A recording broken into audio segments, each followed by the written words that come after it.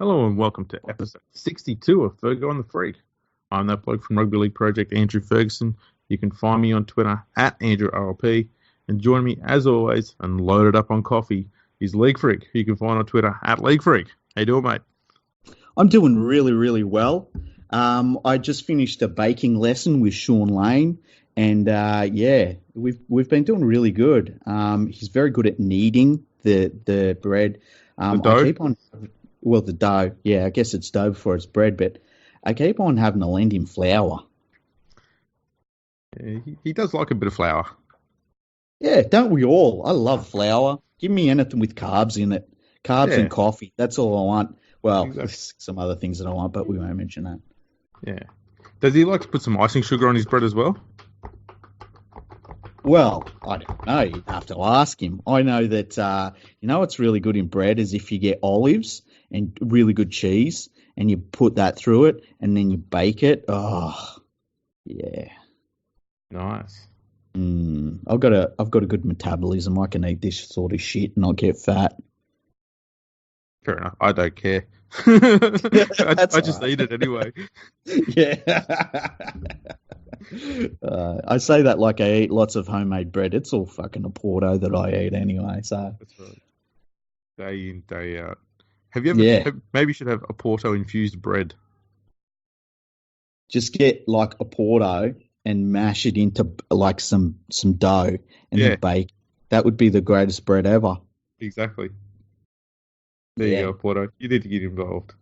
Yeah, we're making creations here. That's right.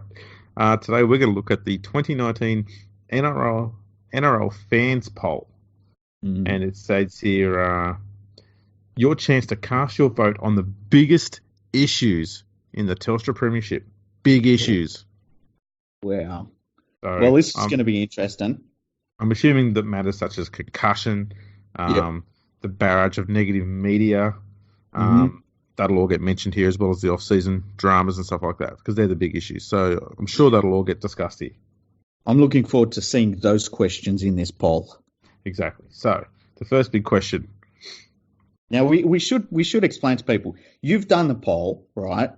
I'm about to do the poll myself, and so like I'm flying a little bit blind in this, but it's going to be interesting because we'll get the results out of it, and we'll talk about what the results are for each question, and it's going to be good fun. Yeah, it's going to be kind of like Sale of the Century.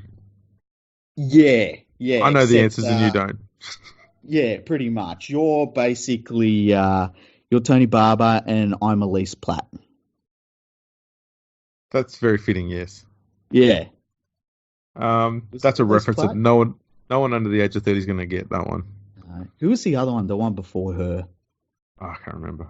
Elise Platt was the other one I remember. Yeah. I can't even picture her. I just know her name. Anyway. Okay, so the first big issue is, which Telstra Premiership team do you support? Okay. So obviously they've named every single team. Yep. And so I'm going to put in Panthers, right? Yep. But they've also named I don't support a team. That's right. So I'm going to vote, and the results. So they don't do it in order of like who's at the top. No. It's just that So, would have been too easy. That's right. So the team that's got the most number of supporters is the Roosters at 11% of the vote. Hang on, can I just I need to say something across the room. Can I just do this? Yeah, go for it. Okay. Bullshit! Okay, I'm back. I'm back. Yeah. The Roosters are the most supported team in the NRL. Yeah.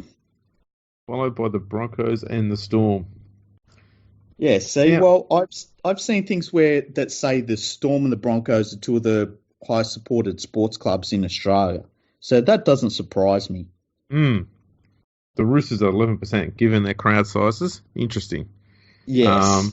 Something else that's interesting is the number of people who don't support a team is exactly the same number as percentage-wise as those who support the Titans at 1%. That's pretty funny, eh? Can you imagine being the Titans and looking at this though? Because like the next one is the Panthers at 3%. Now That's pretty low, I believe.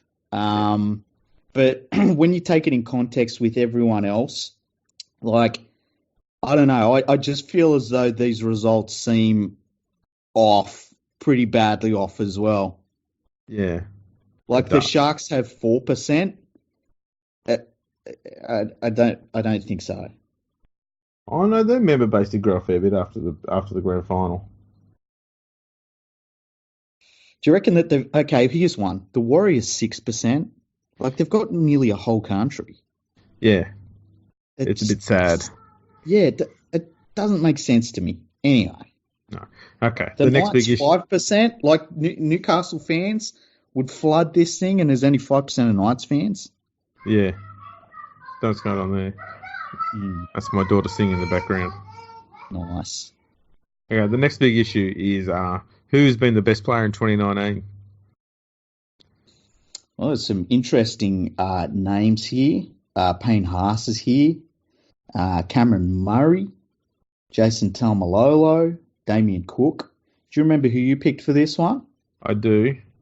Okay, the best player, I can't go past Jason Taumalolo. Yeah, that's who I went with as well. Okay. Yeah. In the end, though, the player who got the most votes and he dominated it was James Tedesco with 45%.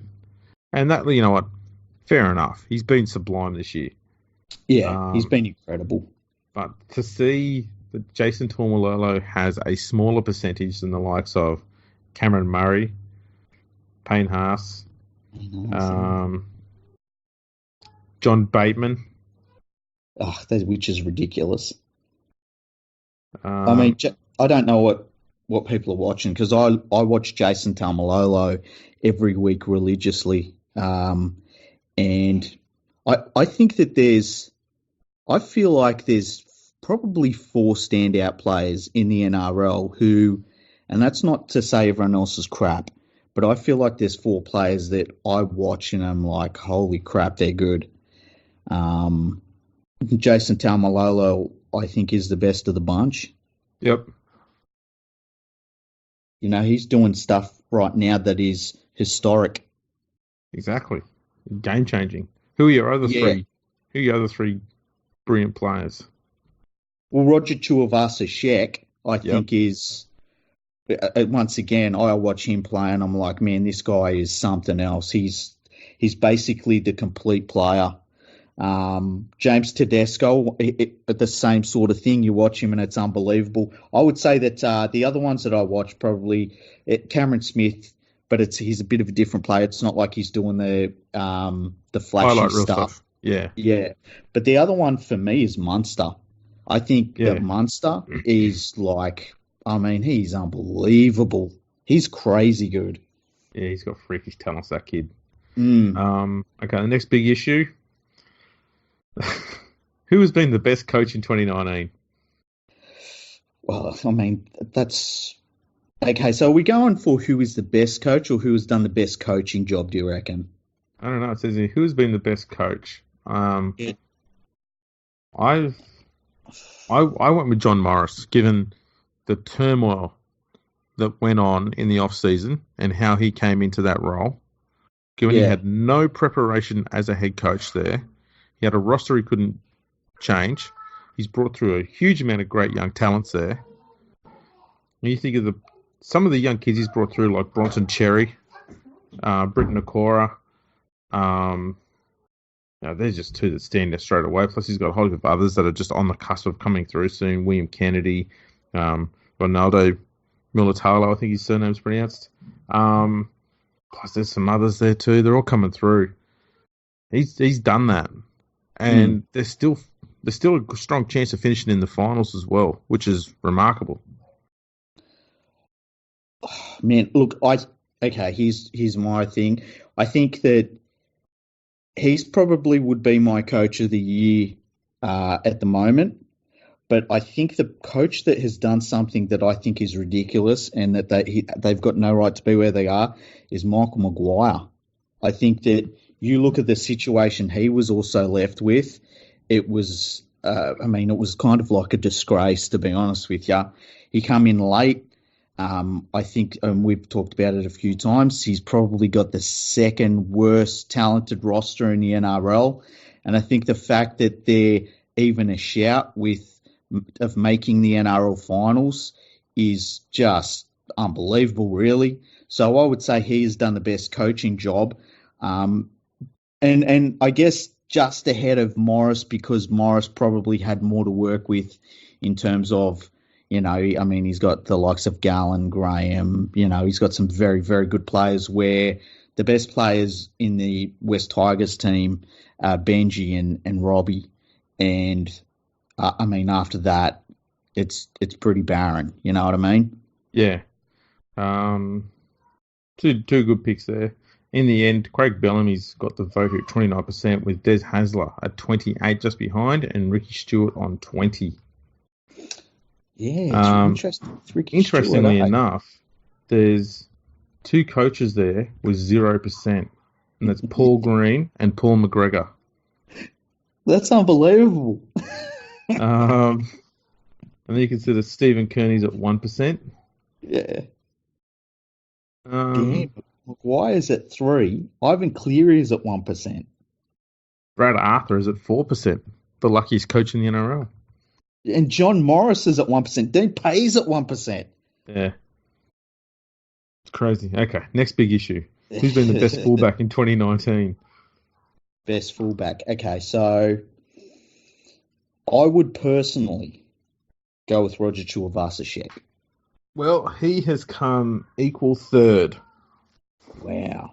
With Tom Trbojevic, pipped by Charles Dickel-Klokstad, and all three of them flogged by James Tedesco. Tedesco got 62% of the vote. Dickel-Klokstad had 9. RTS and Trbojevic both had 8, with Ponga at 6. I like Dylan Edwards and Matt Moylan, both 0%. That's pretty funny. Interestingly enough, Corey Thompson, Jerome Hughes, and Clint Gutherson all have 2%. Just leave that there. Next big issue is who has been the best winger in 2019? Man, this is a tough one, hey? Because personally, I would say Josh Addo-Carr. But then that's because Blake Ferguson has probably fallen away a little bit just because of his injuries.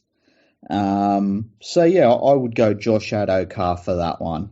Yeah, he got my vote too. He's at 24%. I think he started out as just someone who could run really fast, but his ball handling and his passing and stepping and all that sort of stuff has really come along in the last 2 years.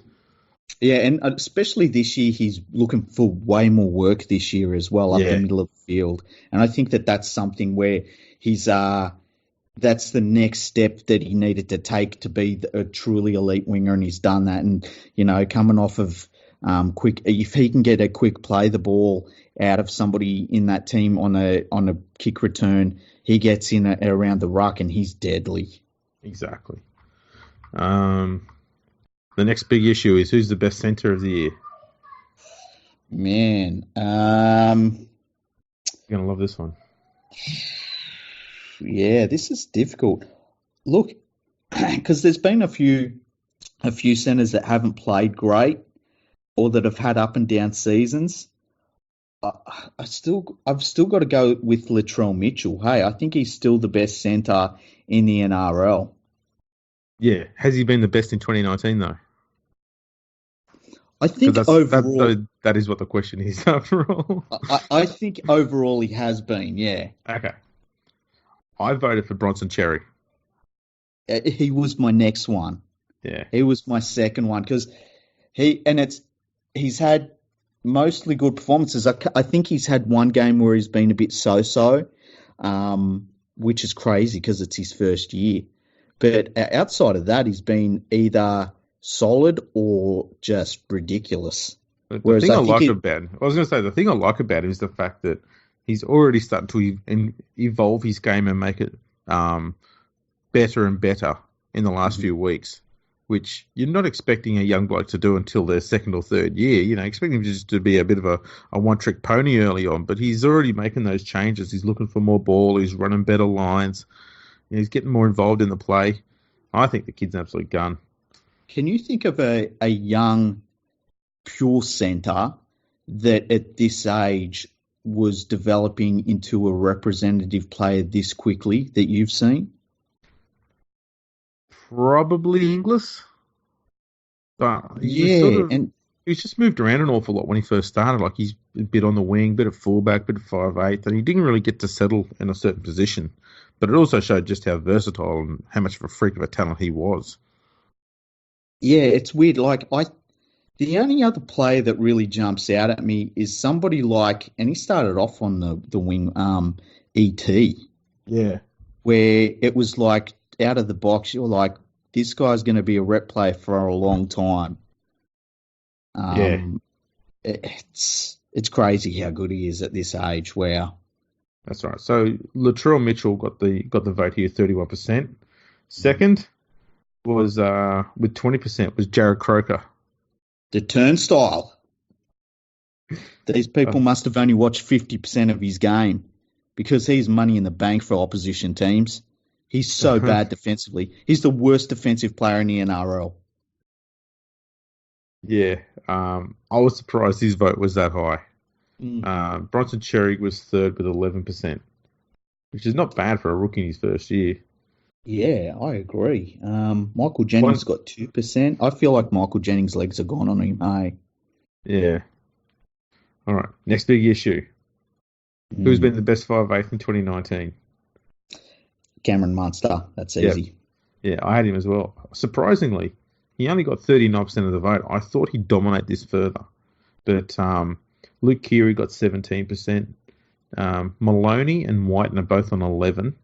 Benji Marshall, 8%. And Cody Walker, 7%.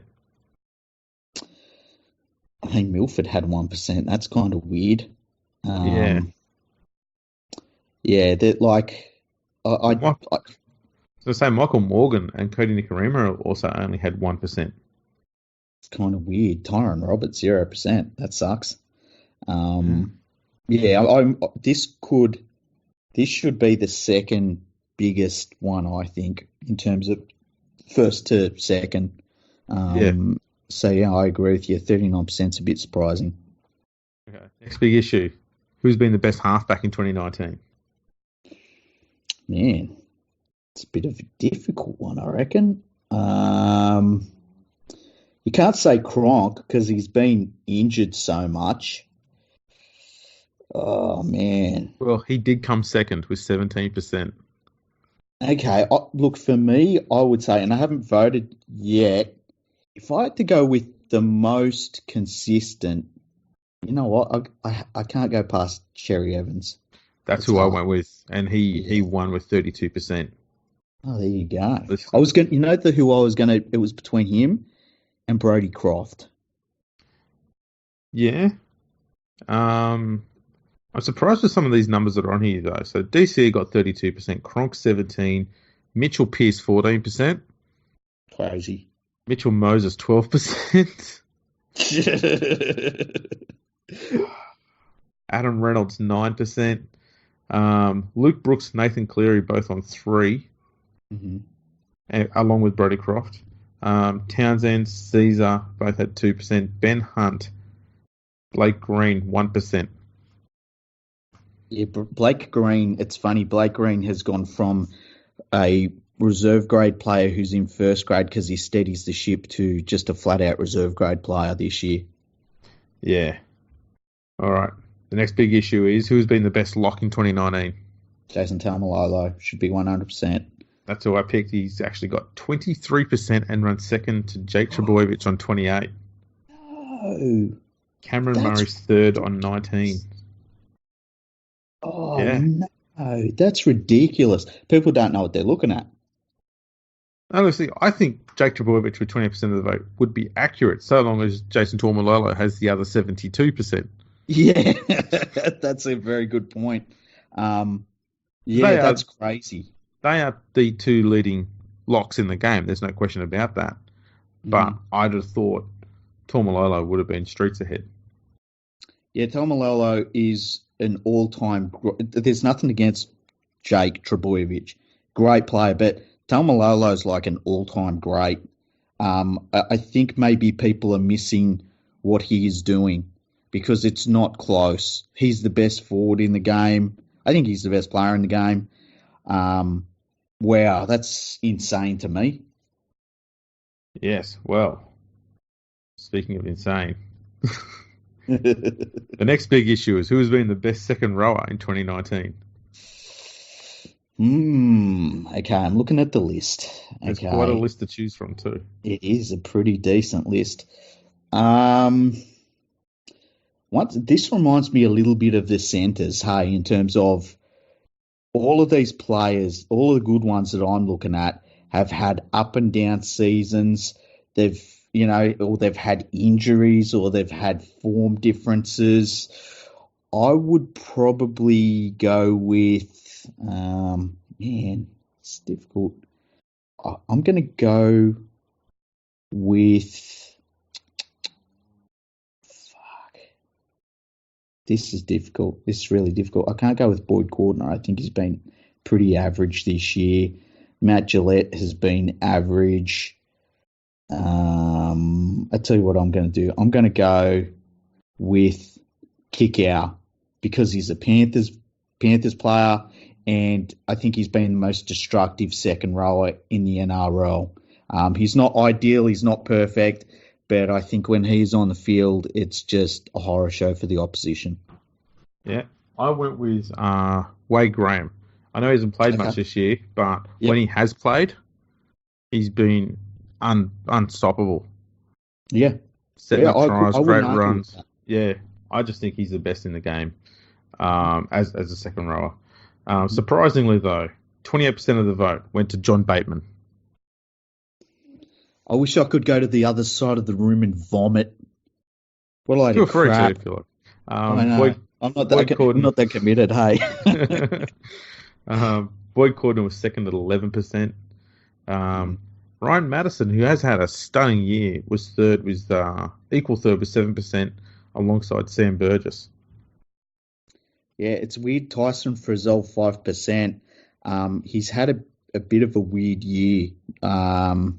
He's had injuries, and he's playing in a beaten side. And I think at times he has let his form drop, which is really disappointing. But yeah, this list reminded me of the centres. Sorry, in terms of of the elite players, none of the elite players have had a real start to finish solid year, in my opinion. All right. Next big issue is who's been the best prop of 2019. Josh Papali. I think that's pretty straightforward. I think he's had the best year of his career. He's been sensational. Well, see, I was debating between the three guys who actually ended up being the top three voters. I ended up going with Payne Haas because I just thought at 19 doing what he's done is insane. Oh, it really is. And he got 20% of the vote, topped it. Papali was second with 15, and Clemmer was third on 14%. Mm-hmm. Look, I wouldn't argue with it. Any of those top three, I think that you can't go wrong with any of them. I personally go with Papali, but I can definitely see the other two as well. So yeah, absolutely. All right. Next big issue is who's been the best hooker in 2019. Man, I would go with Cameron Smith. I think he's. I agree. Right. I think he has been the top hooker this year. Mm-hmm. But I end up voting for Robbie Farah. How dare you? I think it's been Farah's best year, hey? It's up there. It's been one of his best ones, absolutely. Mm-hmm. Damien Cook, though, won the vote with 39%, Cameron Smith on 33%, and Josh Hodgson was third with 9%. Yes. Mahoney and Farah had 4%. I tell you what, Mahoney's playing pretty well the last month, hey? Yeah. When they were talking him up earlier this year, because we talked about him, and I didn't see it. I didn't see what, everyone was talking about with him. But the last month, he's been really good. Really has. Okay, next big issue is who's the best player under the age of 22? Oh my God, this is the most difficult one so far. I would probably. Oh man, I could pick five players and then argue with myself. I'm going to go with Ponga. Yeah, I went Ponga as well. And he ended up winning with 27%. Payne Hmm. Haas was second with 19, and Cameron Murray was third with 16, with Bronson Cherry and Victor Radley and Ryan Pappenhuisen all behind them. Yeah, man, how lucky are we in rugby league? Like all of those players, um, just unbelievable youngsters. Like David Fafita. It's crazy when you watch him play and you forget that he's a teenager. Mm, It's crazy. kid's a beast. Yeah. Um, the next big issue is who has been the best rookie in 2019? Okay, I would go. Man, this has been difficult. I would go with Bronson Sherry. Yeah, I went with Bronson Cherry as well, and he ended up coming second with 14%. Hmm. Payne Haas got 33%.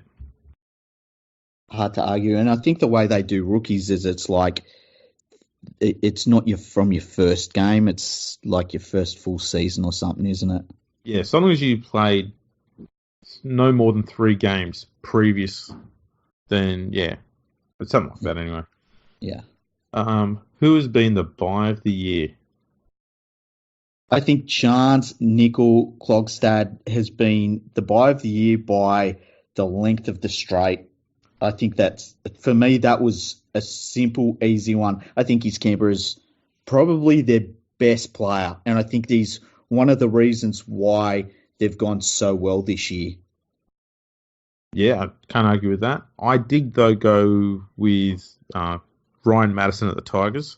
Yep. The stats he's been punching out this year, he's basically carrying the whole entire Tigers' right-hand side, attack and defence. I couldn't go past him. He actually came equal fourth. So Blake Ferguson was third with 11%. Yep. John Bateman was second with 25, and Nickel Klogstad had 30. Yeah. And I'm glad that he's getting the recognition for it too, because and I still remember Canberra's first game and he just hit the ground running. From his first game to his last game, it's been the same level of just great play. And so I'm really glad that he's getting the recognition for it. Yeah. Okay, next biggest issue is who is the NRL's hardest hitter, which is a bit of a tough one because we're not out there being tackled. Yeah. It's hard to tell. Yeah.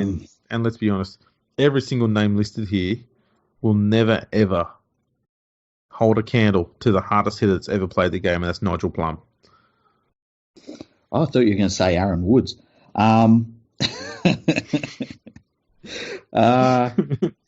Yeah, there's no one on this list that I look at and I'm like, oh yeah, he just destroys players. If I had to pick somebody, I would probably go. Oh man, this is difficult. It's real difficult. I don't know. Maybe Marty Tapau. Yeah, I'll go with him. I went with Wade Graham. Yep. In the end, though, the vote went to Victor Radley with 17%, followed by Sam Burgess on 16%. Oh, okay.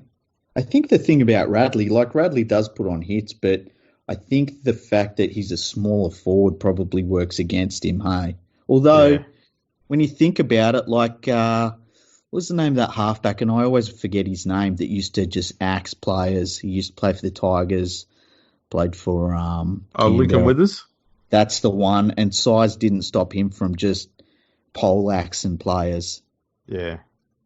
The next big issue is who is the most improved player in 2019? It's hard to go past Nickel Klogstad, really, isn't it? I went with Curtis Sirenen. Oh, yeah, that's a good one, actually.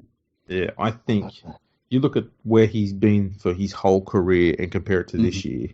He is streets ahead this year. He's on another level right now compared to any other time in his career.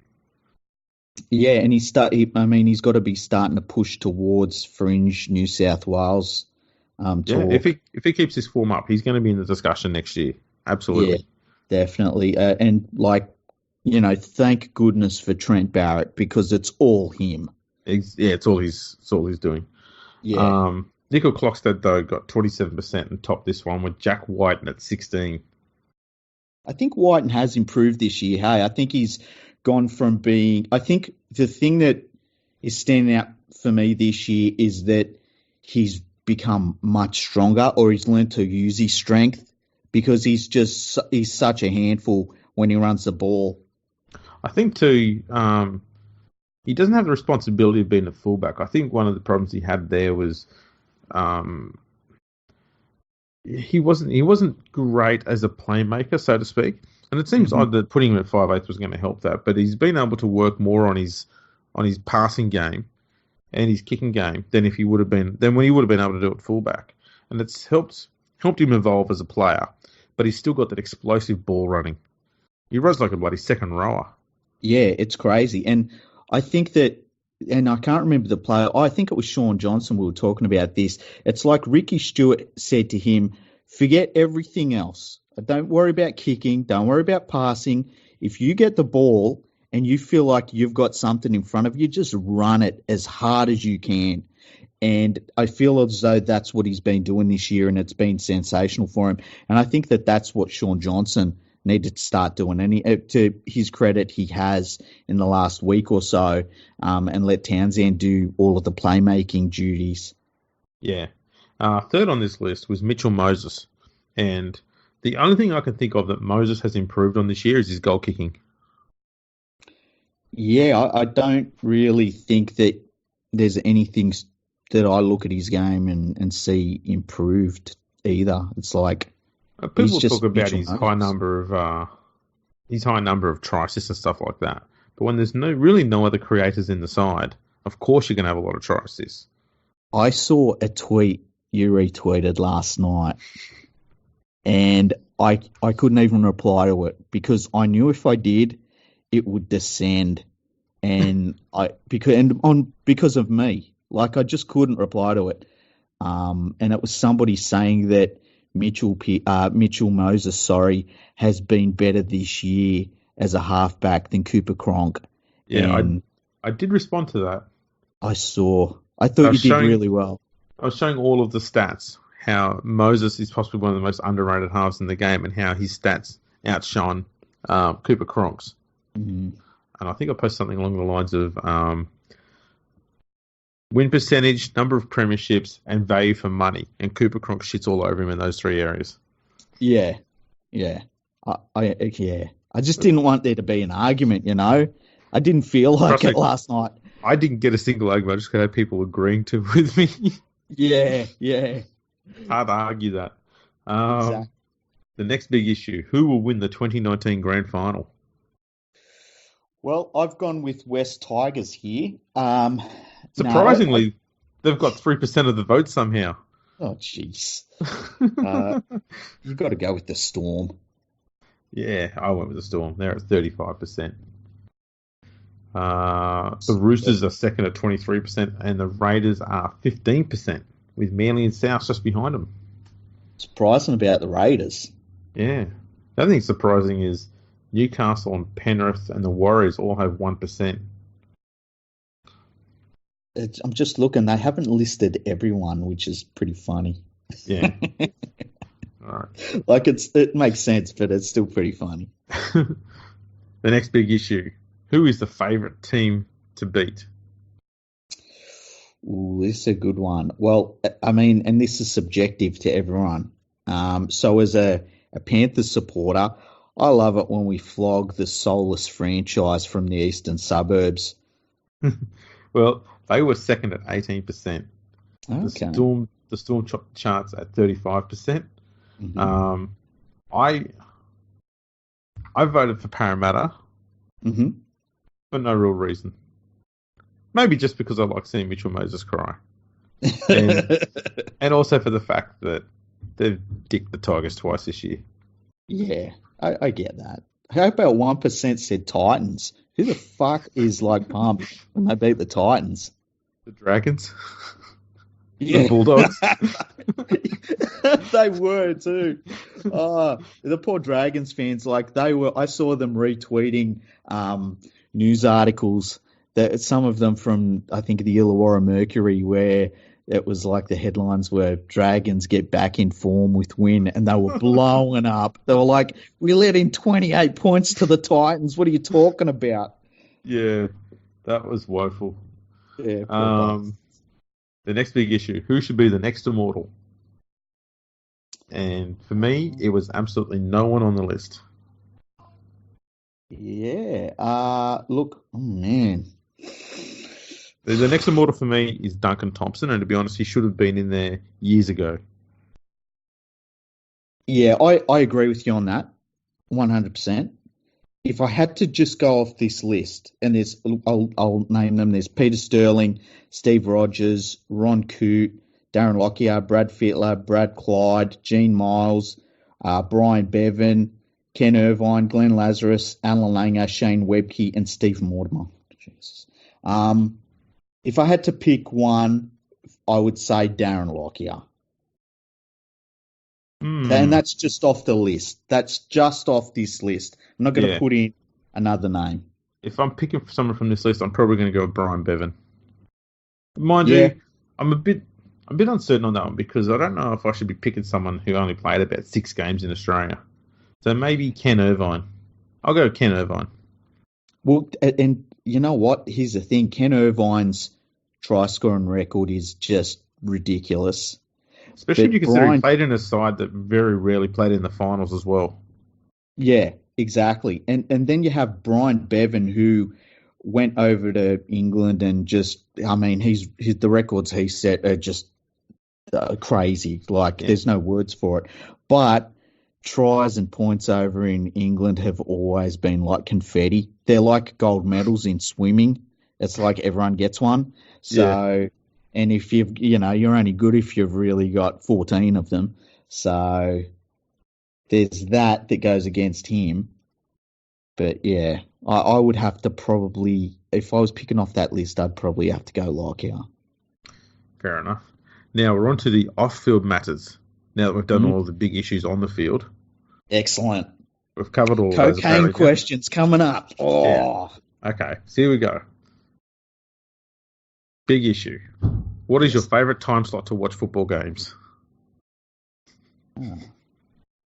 Well, it's between Monday 4 p.m. Nah, it's got to be like, you know what? My favourite time slot isn't even here. Sunday 3 p.m. Yeah. So I'm going to go Sunday 2 p.m.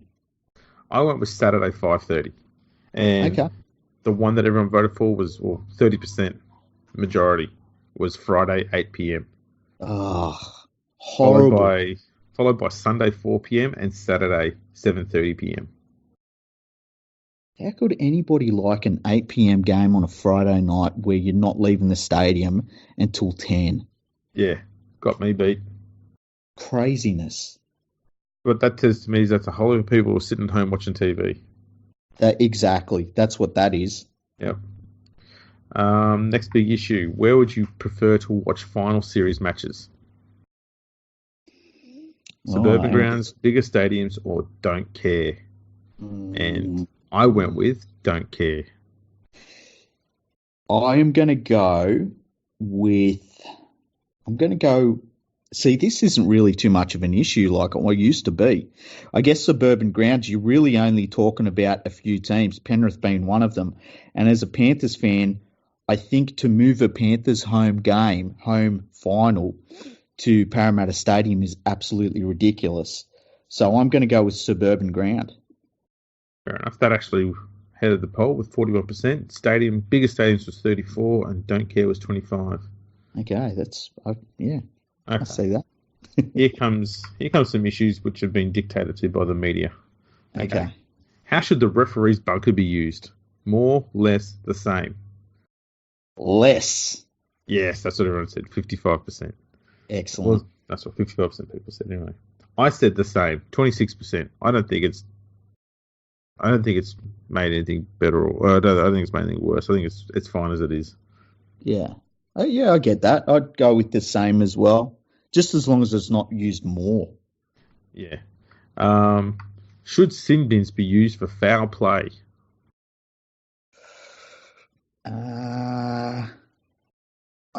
Man, I don't care.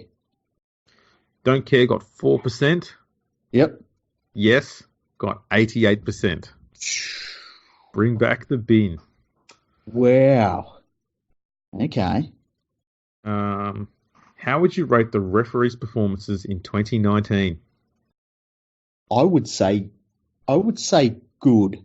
And Yeah. the reason I don't go very good is because I think that the NRL has got weak knees over some of the stuff they've read in the media, and I think that it hasn't affected the referees' performances, but I think that what they have to apply to the game because of that is not ideal. Exactly. It's made their job harder. Yeah, that's an easier way to say it. Yeah. I also went with good, and not surprisingly, it got 9%. Very good got 1%. The top ones were below average, 35%, poor, 29%, and acceptable, 26%. You cannot tell me that these are not responses dictated by the constant barrage that the media puts on referees. Yeah, I was going to say, like, for you and me, because you're a West Tigers fan, I'm a Panthers supporter, I can honestly say the referees have not had any effect on where we're at in the season. What about your team? I don't think they've affected any team's season. Yeah. And I'd even argue that they've barely ever affected the result of a match. When you think that they probably call, 13 to 15 penalties in a game, and I would say at least 90% of them are going to be correct. Yeah, the only times I can think of, like in the NRL, I can think of 2 games that I've ever watched where I've been like, oh, the referees have really killed this game. And there was one that was a big contest night. It might have been between the Panthers and Parramatta Eels, and they were both pretty good at the time. And it was about maybe 12 years ago or something. It was a Friday night game. Everyone was looking forward to it. And that night, for whatever reason, the NRL just did a snap crackdown on infringements in the tackle, and it just killed the contest, like this big anticipated contest. The only other one I can remember is there was a Panthers game, and this might have been like 2004, I think, where we played it could have been 2003 even, where we played the Dragons, and I feel like we got screwed over with some terrible decisions. And that's it. That's the only ones I can really think of. Yeah. For me, I think the only one I can really think of was the 1989 Grand Final. Yeah. The only ever penalty for not playing in the spirit of the game because Bill Harrigan didn't want to admit he made a fucking mistake. God damn. At least he admits it now, eh? No, he doesn't. I'm sure I've seen him say that he got it wrong. No, he holds firm. Really? Wow. Yeah. The other one was, there's 2 others, and one was one of the very first ever Golden Point games back in 2004, I think it was. And it was the Tigers versus South. And the referee didn't stop play after the first 5 minutes when no points had been scored. And from the very first set after that 5-minute play, South kicked a field goal when it should have been the other way around, and South should have been kicking off to the Tigers. Yeah. That cost the Tigers the win there. And the other one was another Golden Point game, I think, between Brisbane and the Tigers last year at the start of the season. And the Broncos had that weird blocking thing protecting their kicker who kicked the penalty goal or some shit. I don't know what it was. I don't remember that one. And the Brisbane won 9-7. But at the end of the day, if you had given that win to the Tigers, they're still 4 points outside the 8, so it doesn't matter. And they still finished 9th. Yeah, where they belong. Exactly. They love it there. It's cozy. We should just call it they finish in West Tigers instead of calling it ninth. There was a game I just remembered. Remember the game, and it was Sharks versus North Queensland. And I can't exactly remember what happened in it, but I remember after that game, like everyone was infuriated. I think that was a seven tackle set or something like that. That's it. That's what it was. Yeah, you're right. Yeah, it was a 7 tackle set. That actually led to my most liked tweet ever. I said, and it was something like the Cowboys have got screwed, and just that one went off. But yeah, that's the only other one that really stands out to me. Yeah. So there you go. We managed to find 5, 6 times the referees have been diabolical to a match result since 1989. Yeah. There you go. Not bad. Move on, people. The match review committee judiciary. Do you think the match review committee process is fair? Okay, so they go into the process knowing what the charge is, how long they may be out for if they lose, how much they would be out for if they take an early guilty plea. They're allowed to have legal representation. They're allowed time to put together their case. How more fair is it supposed to be? Exactly right. I said yes. Yeah, I said yes as well. Yeah. 77% said no. Oh, what? You know why? Why? Because they're simpletons they saw the words match review committee and went, no, no, no. They didn't read the question. Like, how much, what else are they supposed to do for the player? Yeah. I think that they're criticising the judiciary with that comment, not the match review committee. Anyway. And they're also forgetting the days of, like, the players turning up, not having any idea what they were in for, right? And then they come out of there and it was just like, it was literally people just making up a number on the fly about how many weeks they were supposed to spend on the sideline. Yeah. That's what it literally was. The next big issue, are you happy with the rule that allows players to perform a one-on-one strip if teammates have dropped off the tackle? I love it. I think it's brilliant. I think that it means that players have to keep hold of the ball. They need to secure it when they're running with it.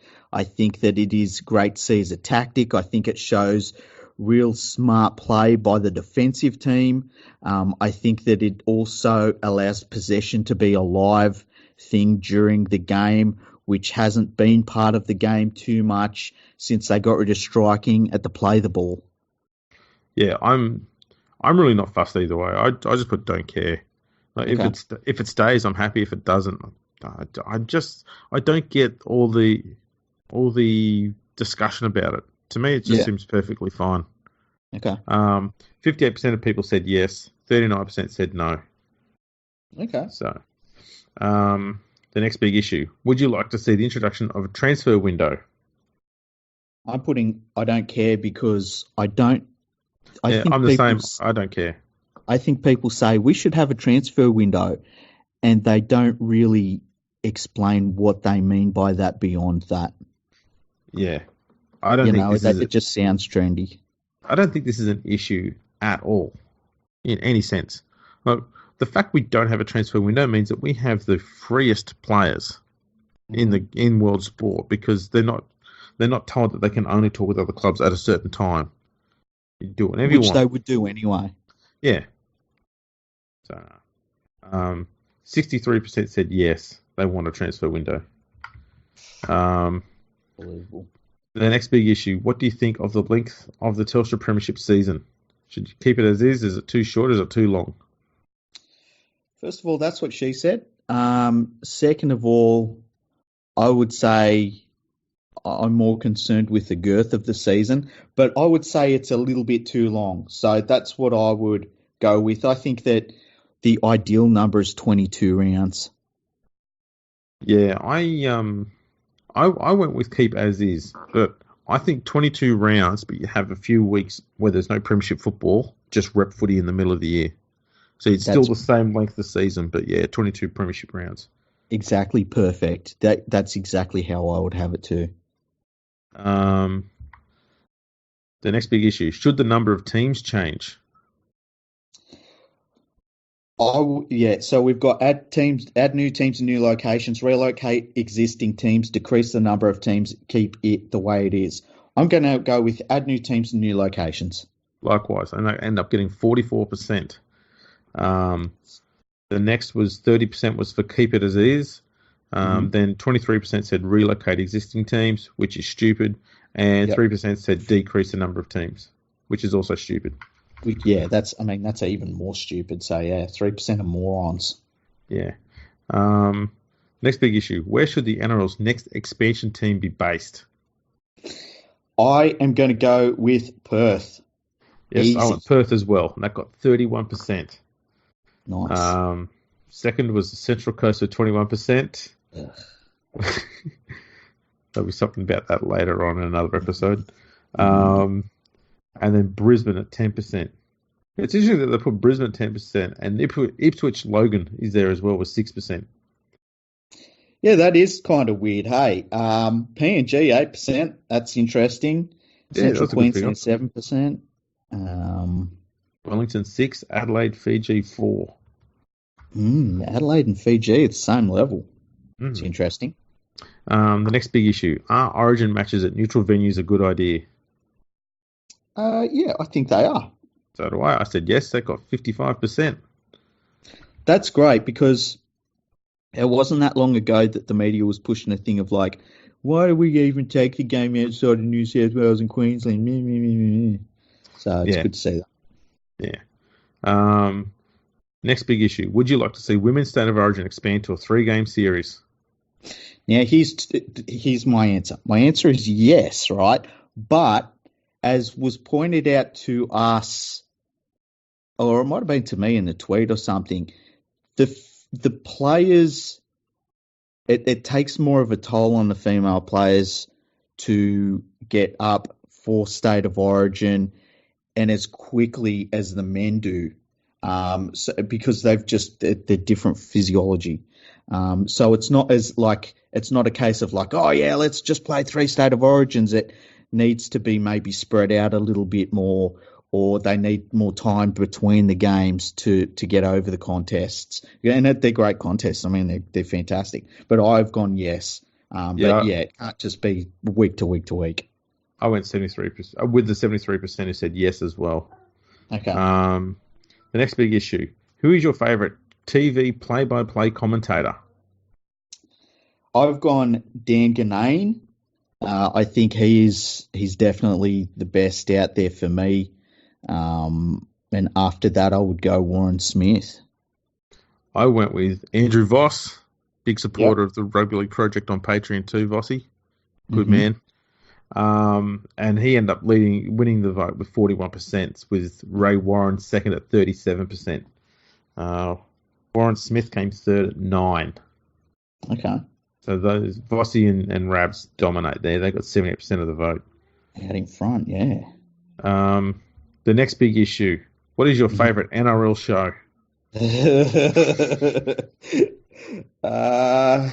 Okay. Well, I voted for The Fan because let's face it, that is everything you need. It's got a bit of banter, a bit of light humour. You get to see Vossy interview a whole heap of current players, past players, a bit of history, some crazy stuff like memorabilia. It's everything you could ever want. It's all rolled into 1.5-hour show every week. It's fantastic, and it's snappy. It puts the game in a positive light as well. I love it. See, I don't watch The Fan. I don't watch the Matty John show. I don't watch the Professor's Late Hit. I've never heard of Over the Black Dot. That's on NITV. It's not a bad show, that one. Yeah, I've never seen it. Why don't they call it like in the goalmouth though? That would be great. Well, that's for us. Yeah, that's our thing. Legal Life, I've seen a little bit. You know, it's not really my sort of show. Controversy Corner, I'd like to shoot into outer space. The Sunday Footy Show used to be good, but I can't stand it now. 100% Footy, I've never seen. Big League Wrap, I don't think I've seen. NRL teams, oh no, I haven't seen that. That's on NRL.com. Inside the NRL, I've never seen that. The only one I really watch is NRL 360, and I hate it. So what do? I don't know what to do. I'm going to go with, I guess, I'm going to go with League Life because I hate that less than the rest of them. And it's not that I hate it; it's just not for me. Go for the fan with Vossi. I've already done it, Andrew. Anyways. You're disappointed in me, aren't you? Yeah, I am. The next big issue. Who is the best you and TV my parents, analyst? Fuck. Who's next? Yeah. The next big issue. Who is the best TV analyst? I'm trying to look for his name here. Well, is he there? I went with Michael Ennis. Okay. He got 10%. I have gone with Billy Slater. And my reason is that when he is doing the colour commentary, I think that everybody else in the commentary box kind of lifts their game because he does exactly what I want. He teaches you about the game with every time he opens his mouth. He tells you what the attacking team is looking at, what the defensive team is looking at. He talks about tactics. He talks about things that I feel as though a lot of TV producers would say to players, oh, you got to dumb it down a bit. And he doesn't. He's really technical with what he talks about. And I think it shows when he is in there with Phil Gould. Gould lifts his game 1,000 times to talk about what Billy Slater's talking about, which is great. So, yeah, that's why I went with Billy Slater. Obviously, when it comes to analysis, you've got to go with other because, I mean, if I was doing TV, it would be me because I'm a colour commentator. Well, 2% have voted for leaguefreak.com. Yeah. I mean, that's what other is, which means that puts you ahead of Kevin Walters, Braithen Astor, Wally Lewis, Brett Finch, Brett Kamali. As you should be. Andrew Johns topped this with 16%, Sterlo with 15%, and Matthew Johns is at 11% with Phil Gould. Matthew Johns says so much shit that's wrong. Can we say that publicly now? How much wrong shit is Matthew Johns going to say? Just everyone remember, it was Matthew Johns who pushed hard for Daniel Saifiti to play Origin. Oh, and can you also remember when he said that Nathan Tinkler would be the best thing that's ever happened to the Knights? Yeah. Oh, by the way, Andrew Johns, right? And it's not that we're piling on the Johns family. It's just, we're going by these things, these polls. 50% of what Andrew Johns talks about is how he loves players and their haircuts. Yeah. Oh, dear. I'm just going to move on before I start whinging a lot. The next big issue. If you were starting a club, who is the first player you'd sign? Oh, this is a good one because there's all sorts of different, things I would want to know, is if I could get 3 seasons out of Cameron Smith, I take him. Other than that, I'm going with Jason Taumalolo. Yeah, I went with Jason Taumalolo as well because I think there's no point having the world's best backs if you've got a forward pack that can't do its job properly. Yep. And Taumalolo, he's young, he's powerful, he plays a lot of games, he doesn't get injured much. He's brilliant. So I had him as well. And surprisingly, he only got 4% of the vote. Tedesco topped it with 22%, Cameron Smith 15%, Ponga 10%, Tom Trbojevic 9%. How could you pick Tom Trbojevic with how injury prone he is? It's tricky. He's no doubt he's a fantastic player, but yeah, those injuries just make it tough. But they're the big issues. All discussed. Yeah, so overall, what do you think about the fans' opinions in this poll? What I can tell is a lot of the fans, their opinions are dictated by what the media feeds them. Mm-hmm. I'd That's agree what I with see that. there. Yeah. Although we are starting to see on a lot of questions there that there is starting to get a bit of separation between that. But on the bigger issues, they allow the media to tell them what to think, especially around referees and the like. But yeah, I think that's still a big problem. I agree. And I mean, there's too many of the questions here that make me think that the about 30,000 people that answered each of these questions are morons, are absolute morons that know nothing about the game, that they just, as you say, they bleat out the same bullshit that the media comes up with, and that, you know, idiots. I hope the NRL doesn't follow this for anything, for any guidance.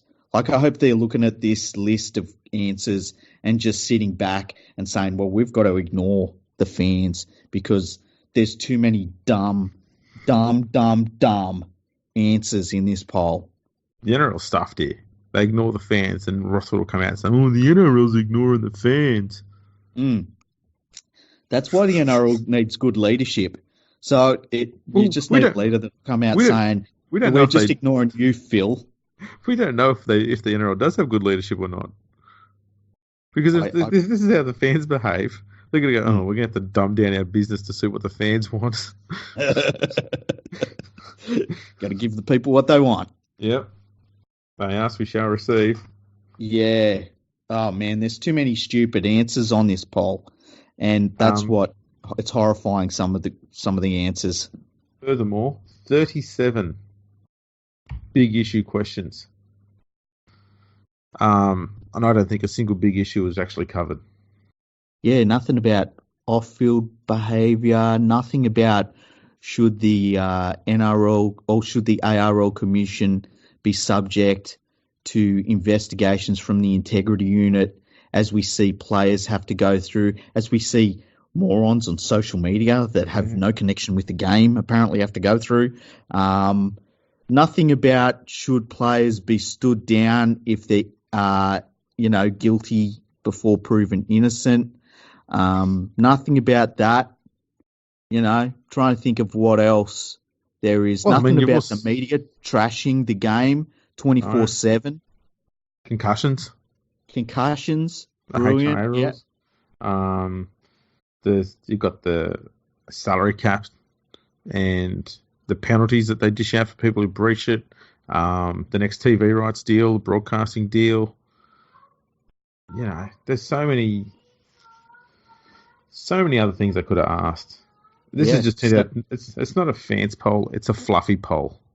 It really is. It's like they had somebody put together questions and made them go away and come back and make it less offensive until they get to a point where it's like, oh, who's your favourite player in this position? Yeah, which was half the friggin' thing. Yeah. It's just not good enough. So maybe we should come up with our own players poll, see how that goes. What do you reckon? We could do that. We could do that through Twitter. We could do that do it on your website. Yeah. Do it on your website. Okay. We'll put that together. Let's put that out next week. We'll do a League Freak NRL, or if we're going the Freak NRL fans player poll. Yeah. And we'll see what people come up with. Have your say on the actual issues, not the fluffy ones. Yeah, it'll be interesting, hey? Yeah. It'll be very good. And we don't have to do whatever the NRL asks because we don't work for them. Yeah. It's fantastic. We don't get paid by them at all. No. So the NRL will probably be actually fascinated by the results of our poll because they'll be asking the questions that they actually want answers for. Yeah, and they'll be able to see them as well. So it'll be fantastic. Exactly. Right, well, that wraps up a big episode there, looking over the NRL fans poll. It's still active, so if you want to go and vote on it, go to the NRL website. It's in there somewhere. And put your votes in. And any shout-outs? Shout out to the legal team, Arabella. she's got some work to do. And shout out to Nadine. Shout out to Richard Cranium, Bartram 13, the starting block. I want to say one also to Carsten Brummer. He's been helping me out with some stats and stuff that I needed from the English games in the last few weeks. Absolute legend. Yeah, he is. He's awesome. What else? I feel like there was something else that I wanted to mention. Let me have a quick look at my Twitter list. I can't remember what it was. I'll probably remember it for the next podcast we do in 20 minutes from now. Yeah. Shout out to Oporto. Oporto, we love you, Oporto. Yeah. Call us, get in touch. Yeah, like we're waiting, man. I keep on turning up there and expecting them to say, hey, do you want to do a sponsorship deal? And I just keep on coming away with delicious Portuguese-style chicken. Yeah. I think at this stage, we're giving them everything they need and they don't have to pay for it. We need to rethink our strategy. Maybe we should put it open to all fast food places and see who jumps on first. Let's just make a hollow threat and just say, look, if Oporto doesn't jump on board, we're going to start promoting KFC. Yeah, I'm up for that. Okay. 10 chicken nugget. What is it? 24 chicken nuggets for $10? Yeah, something like that.